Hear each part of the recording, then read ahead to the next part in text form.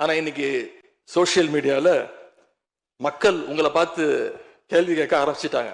என்ன கேட்கறாங்க தெரியுமா? அந்த ஊழல் சக்தியோடு சேர்ந்து இருக்கக்கூடிய ஆளுங்கட்சிய இப்ப என்ன சக்தின்னு கூப்பிட போறாங்க. கிளீன் கவர்மெண்ட் சொன்னாங்க. இதுதான் உங்க கிளீன் கவர்மெண்டுடைய லட்சணமானு மக்கள் கேட்க ஆரம்பிச்சிட்டாங்க.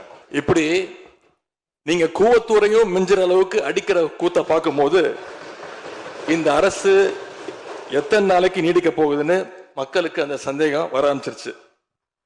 முதல் கோணலே முற்றிலும் கோணல்ன்ற மாதிரி உங்க நடவடிக்கை எல்லாமே இன்னைக்கு நடந்துகிட்டு இருக்கு. இப்படி எம்எல்ஏக்களை எல்லாம் கடன் பெற்று ஆட்சி நடத்துகின்ற முதலமைச்சர் தான் அளித்துள்ள போலி வாக்குறுதிகளை நிறைவேற்ற முடியாதுன்னு தெரிஞ்ச உடனே முந்தைய அரசு, அதாவது எங்களுடைய அரசு வளர்ச்சிக்காக பெற்ற கடன் குறித்து தவறான கருத்துக்களை தந்து மக்களை இன்னைக்கு திசை திருப்ப முயற்சி செஞ்சு கொண்டிருக்கிறார். பெரும்பான்மையும் இல்லாத, அரசியல்ல அடிப்படை நேர்மையும் அல்லாத இந்த அரசு நல்லாட்சி தரும், தமிழ்நாட்டு மக்களுடைய உரிமைகளுக்காக போராடணும்னு மக்களுக்கு துளியும் நம்பிக்கை இல்லை. முக்கியமான ஒரு விஷயத்தை இங்க நான் பதிய வைக்க விரும்புகிறேன். உங்களுக்கு ஓட்டு போட்ட மக்களே நடக்கிறதையெல்லாம் பார்த்துட்டு ஒரு பெரிய தப்ப பண்ணிட்டோமோன்னு இன்னைக்கு வருத்தப்பட ஆரம்பிச்சிட்டாங்க. மக்களுடைய அந்த உணர்வை வெளிப்படுத்தும் விதமா இந்த ஓட்டெடுப்புல கலந்துக்காம திராவிட முன்னேற்ற கழக உடன்பிறப்புகள் நாங்க உறுப்பினர்கள் நாங்க வெளிநடப்பு செய்ய போறோம். நாங்க வெளிநடப்பு செஞ்சாலும் அதனால பேரவையுடைய எண்ணிக்கை அளவு குறைஞ்சு நீங்க நிச்சயம் இந்த வாக்கெடுப்புல வெற்றி பெறதான் போறீங்க. அப்படி வெற்றி பெற்ற பிறகாவது மக்களுடைய நம்பிக்கையை காப்பாற்றுற மாதிரி உங்களுடைய பணிகள் இருக்கணும். உழைங்க. எங்க தலைவர் திரு முத்துவேல் கருணாநிதி ஸ்டாலின் அவர்கள் கடந்த 5 வருஷமா ஒவ்வொரு குடும்பத்துக்கும் பார்த்து பார்த்து திட்டங்களை நிறைவேற்றி கொடுத்தார். அந்த திட்டங்களை எல்லாம் நீங்க தொடரணும். தயவு செஞ்சு அதில் அரசியல் செய்ய வேணாம். ஏன்னா இந்த மாசம் 15ஆம் தேதி கலைஞர் மகளிர் உரிமை தொகை 1,31,00,000 தாய்மார்கள் காத்துக்கிட்டு இருக்கிறாங்க. அந்த 1000 ரூபாய் வருமா அப்படின்னு காத்துக்கிட்டு இருக்கிறாங்க.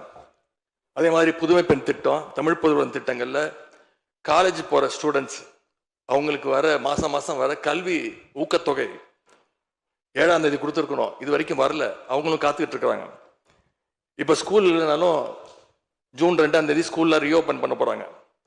அப்ப காலை உணவு திட்டத்துக்காக பள்ளி மாணவர்கள்லாம் காத்துக்கிட்டு இருக்கிறாங்க. இப்படி பல்வேறு திட்டங்கள் இருக்கு. நான் முதல்வன் திட்டம், தாய் மாணவர், அன்பு கரங்கள்னு பல்வேறு திட்டங்களுடைய பயனாளிகள்லாம் ஆவலோடு காத்துக்கிட்டு இருக்காங்க. இந்த அரசு என்ன செய்ய போகுதுன்னு காத்துக்கிட்டு இருக்கிறாங்க. அதனால நான் உங்ககிட்ட கேட்டுக்கொள்றது, மாண்புமிகு முதலமைச்சர் அவர்கள் பதவியேற்றதும் தன்னுடைய முதல் உரையில அவகாசம் வேணும்னு கேட்டீங்க. நிச்சயம் அவகாசம் எடுத்துக்கோங்க. ஆனா காத்துக்கிட்டு இருக்க அத்தனை பேரையும் ரொம்ப காலம் காக்க வச்சிடாதீங்க. அது மட்டும் இல்ல, தேர்தலுக்கு முன்னாடி பல கவர்ச்சியான வாக்குறுதிகளையும் நீங்க கொடுத்திருக்கிறீங்க. மக்கள் அதுவும் ஞாபகம் வச்சிருக்கிறாங்க.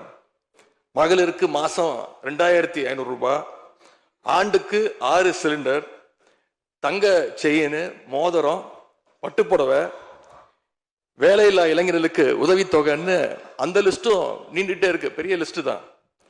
அதுல ஒரு சில வாக்குறுதிகளாவது முதல் கையெழுத்துல நீங்க நிறைவேற்றுவீங்கன்னு மக்கள் எதிர்பார்த்தாங்க. நீங்க வாக்குறுதிகளை சொல்லும் போது நடைமுறைக்கு சாத்தியமானதை மட்டும்தான் சொல்றேன்னு எல்லா கூட்டத்திலையும் திரும்ப சொல்லியிருக்கிறீங்க.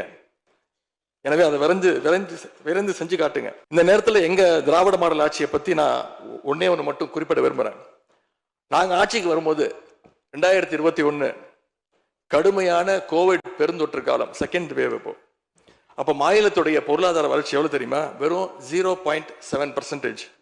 அந்த நிலையிலையும் எங்க தலைவர், எங்க முதலமைச்சர் அப்போ முதல் கையெழுத்திலேயே மகளிருக்கு விடியல் பயண திட்டத்தை கொடுத்தார். முதல் நாளே எல்லா குடும்பங்களுக்கும் 4,000 ரூபாய் லாக்டவுன் உதவித்தொகையை எங்க முதலமைச்சர் கொடுத்தார். ஆவின் பால் விலை குறைப்பு, இப்படி முதல் நாளே 5 கோப்புகள்ல கையெழுத்து போட்டார். ஒரே மாசத்துல தேர்தல் அறிக்கையில சொன்ன மாதிரி பெட்ரோல் விலைய லிட்டருக்கு 3 ரூபாய் குறைப்பதற்கான உத்தரவையும் எங்க முதலமைச்சர் போட்டார்.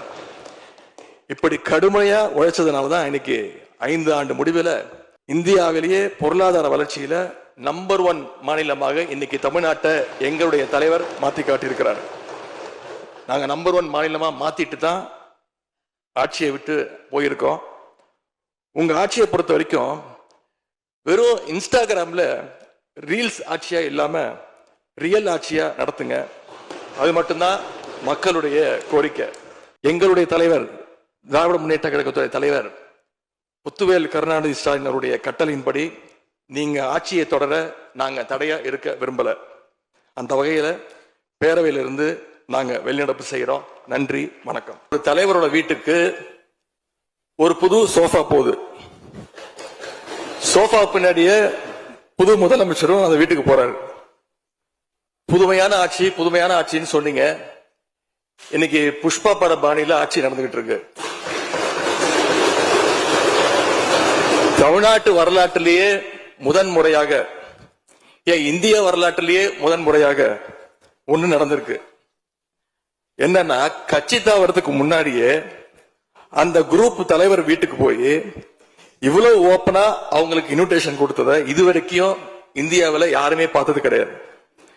இத பார்த்துட்டு மக்கள் இன்னைக்கு என்ன தெரியுமா கேட்கிறாங்க? சேஞ்சுன்னு சொன்னீங்களே, இந்த சேஞ்சுக்கு பின்னாடி மிகப்பெரிய எக்ஸ்சேஞ்ச் இருக்கோ அப்படின்னு மக்கள் சந்தேகப்படுறாங்க. இப்படிப்பட்ட ரொம்ப புதுமையான வித்தியாசமான செயல்பாடுகளால நம்பிக்கை வாக்கெடுப்பு கோரும் முன்பாகவே